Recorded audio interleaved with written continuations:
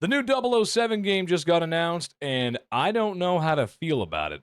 Yesterday, during PlayStation Showcase, the State of Play live stream, we saw some brand new games get announced and some previous games finally get a release date, and really just some exciting PlayStation gaming news.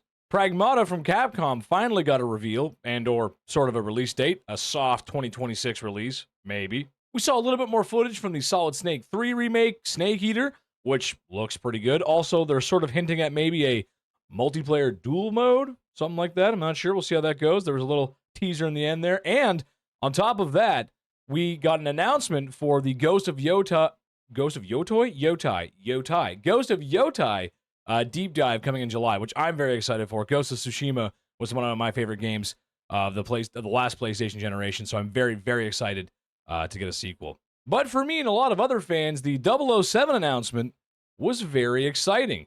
There hasn't been a 007 game in, quite some time. I'd say close to 10 years, has to have been. Or at least an original 007 title. And that's what we're getting here. 007 First Light. And in my first opinion, I'm a little indifferent about it. So the game is being made by IOI Interactive, which in case you didn't know, are the makers of the very famous, the very lucrative, and very successful Hitman series.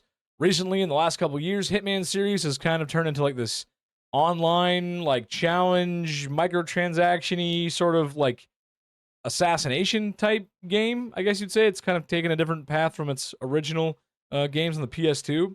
But there's been 3 sequels. They've added lots of DLC and updates, and as far as I can tell, it's been very popular. What I'm getting at is Hitman is a game all about espionage, sneaking around, silenced pistols, gadgets, cool stuff, and funny and interesting ways to kill people. So, yeah, that makes sense that they would make a 007 game, because that's kind of what a 007 game is. Sneaking around with silenced pistols, cool gadgets, killing people in unique ways, bodyguards, goons, stuff like that. And they've revealed a small cinematic trailer showing off some gameplay, but mostly just cinematics. And they revealed what this new Bond looks like. And,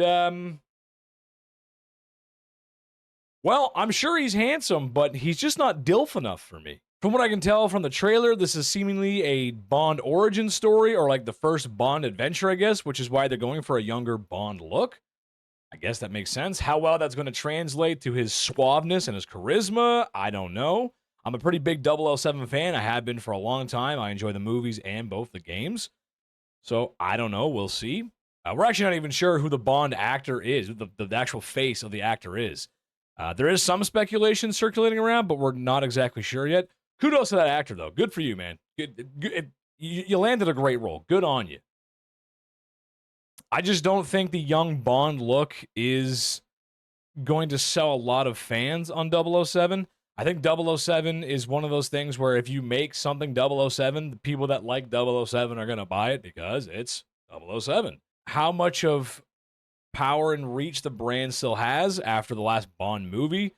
I think the Daniel Craig Bond movies started off really good, but I think most people would agree they kind of tapered off in the end. There it was kind of a little bit of they got worse after not Casino Royale. What was it? It was Quantum of Solace was not very good. Whatever the third one was. After the third one, they kind of just Quantum wasn't very good either, though, was it? Not really. No. As far as gameplay and mission structure, I don't know. Is it going to be open-ended like Hitman? Is it going to be linear like older Hitman or older Bond games? What's the story? Who's the villain? What super villain is trying to hijack what now? Nukes? Is it EMPs? I don't know. We're going to find out. We don't really know anything yet. We saw M. We saw Bond. We saw a new Q, which he looked pretty cool. But we saw Bond with his gadgets. We saw him shooting. We saw him training. It's just the main thing is that he doesn't look like a DILF. He doesn't look like that older, suave gentleman. Middle-aged gentleman. No, I shouldn't say older. Sean Connery was the older gentleman. He was old when he was Bond. But for me, my money, the best Bond is Pierce Brosnan because that's what I grew up with. And I think a lot of people would agree that Pierce Brosnan is the best Bond. Like, you look at a cartridge of GoldenEye, the N60, you look at GoldenEye, and you're like, yeah, now that's Bond. Yes, Moneypenny, yes. But it makes me curious. Like, I don't know exactly what they're going for. This is clearly a third-person game. We saw from the footage, it's a third-person shooter, over-the-shoulder camera type game, which, in my opinion, is a good decision because, one, IOI makes Hitman. That's a third-person game. But I think the better Bond games were actually third-person. I know it's a hot take. A little bit of a hot take. I think people that are familiar with the Bond franchise, and especially the games, are going to be very familiar with GoldenEye, the N64 classic. Matter of fact, if you or your family own a Nintendo 64, you probably owned a copy of GoldenEye. It was just one of those games that was in every house in America and across the world. Everyone had a cartridge of GoldenEye. And yeah, it makes sense. GoldenEye was a very successful game. It was a great 4-player multiplayer shooter, and it really revolutionized first-person shooters for the industry. It was really, really successful. But then also you get like other first-person shooters in the series like Nightfire, which is considered to be the best first-person shooter in the series, where you got some of that great multiplayer action from GoldenEye, but then updated graphics with an original story, which is pretty cool for a movie tie-in game, or at least a series that started as a movie tie-in game, because a lot of times movie tie-in games aren't that great. At least in my time period growing up, they weren't. They were really just cash grabs.